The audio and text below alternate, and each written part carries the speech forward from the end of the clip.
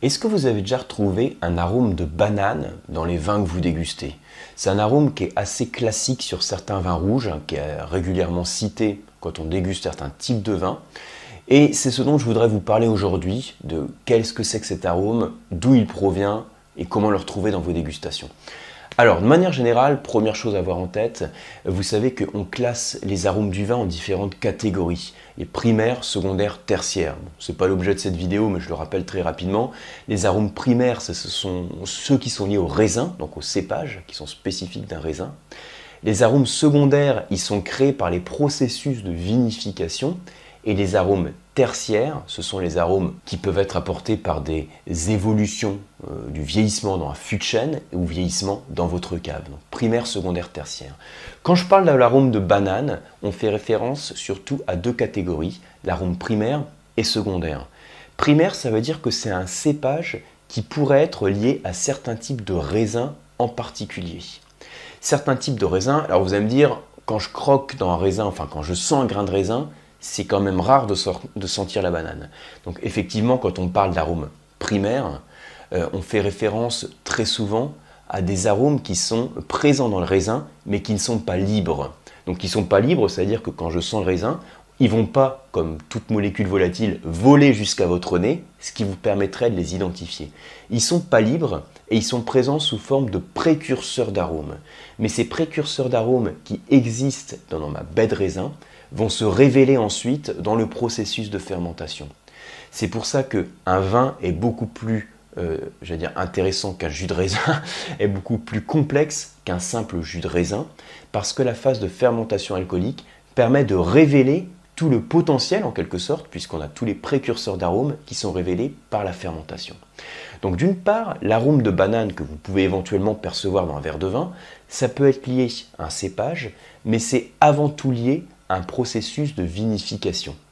En fait, ce composé aromatique qui crée l'arôme de banane, c'est ce qu'on appelle l'acétate d'isoamyle. Alors je vous ai fait cette petite feuille donc ici, donc c'est à la fois un arôme primaire, ça c'est ce que j'ai dessiné ici, c'est un raisin, et un arôme secondaire qui est lié au processus de vinification.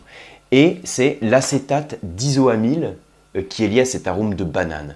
L'acétate d'isoamyle, c'est un ester, et l'ester, c'est donc un composé qui résulte de la réaction entre un acide et un alcool. On dit acide plus alcool donne ester plus eau. Si la chimie vous fait peur, rassurez-vous, on ne va pas aller au-delà de cela. Donc acide plus alcool, donc il y a des acides organiques qui sont présents dans le vin, de l'alcool, acide plus alcool réagit et crée des esters qui sont des composés aromatiques, fruités, floraux, etc. Et en particulier cet acétate d'isoamyle. Il se trouve que cet ester en particulier, il est favorisé par le travail des levures et on peut également favoriser la création de ce type d'ester, de cet arôme, en utilisant certaines levures spécifiques dans la fermentation alcoolique. Vous savez que quand il y a un jus de raisin qui fermente, il peut fermenter de manière naturelle, avec des levures qui sont naturellement présentes sur la peau, la pruine du raisin, donc la peau. Mais on peut aussi ajouter des levures qui viennent de l'extérieur, donc on appelle des levures exogènes. Donc le vigneron peut sélectionner la souche de levure qu'il veut pour travailler avec son style de vin et développer certains types d'arômes. Et il existe une levure, une souche de levure qu'on appelle la levuline primeur, ou la levuline 71B pour ceux que ça intéresse, qui va avoir dans son processus de fermentation alcoolique la propriété de synthétiser cet acétate d'isoamyle, donc cet arôme de banane. Du coup, il y a certains vignerons qui peuvent dire, tiens, je vais faire en sorte de mettre cette levuline primeur sur mon mou, et comme ça, je vais développer ce caractère fruité de banane. Si on l'appelle la levuline primeur, c'est pas pour rien. C'est parce qu'on va l'utiliser surtout dans les vins dits primeurs, donc les vins qui sont donc les vins jeunes, les vins nouveaux qui sont commercialisés l'année de la vendange, comme typiquement le Beaujolais nouveau. Quand on vous dit arôme de banane, vous avez peut-être pensé au moment d'ouvrir la vidéo, vous avez peut-être pensé, tiens, Yann il va nous parler du Beaujolais, en particulier du Beaujolais nouveau. Effectivement, quand on est sur l'approche primeur, on favorise aussi le développement du caractère fruité, c'est ce qu'on cherche sur ce type de vin, et donc on a souvent, en tout cas c'est une possibilité, on a recours à ce type de levure pour développer ces arômes. Donc la levuline primeur peut jouer dessus, mais pas seulement cette levure. quand on est sur un travail de vinification particulier, comme par exemple la macération carbonique, on va aussi éventuellement développer ce type d'arôme. Qu'est-ce que c'est que ce truc-là? La macération carbonique en 2 secondes et demie, ça consiste à prendre des baies de raisin, raisin rouge en l'occurrence, et au lieu de le fouler puis de le mettre en macération avec les peaux, je laisse les baies entières dans une cuve. Elles vont donc fermenter. Donc les baies, qui sont surtout en dessous, qui sont un petit peu écrasées, vont commencer à fermenter. On a un dégagement de dioxyde de carbone, comme dans toute fermentation alcoolique. On ferme la cuve et donc on va avoir une réaction qui va se passer à l'intérieur des raisins, qui va se faire dans une atmosphère saturée en gaz carbonique, d'où le terme de macération carbonique. Et on va en fait avoir une fermentation intrapelliculaire à l'intérieur de la pellicule de raisin.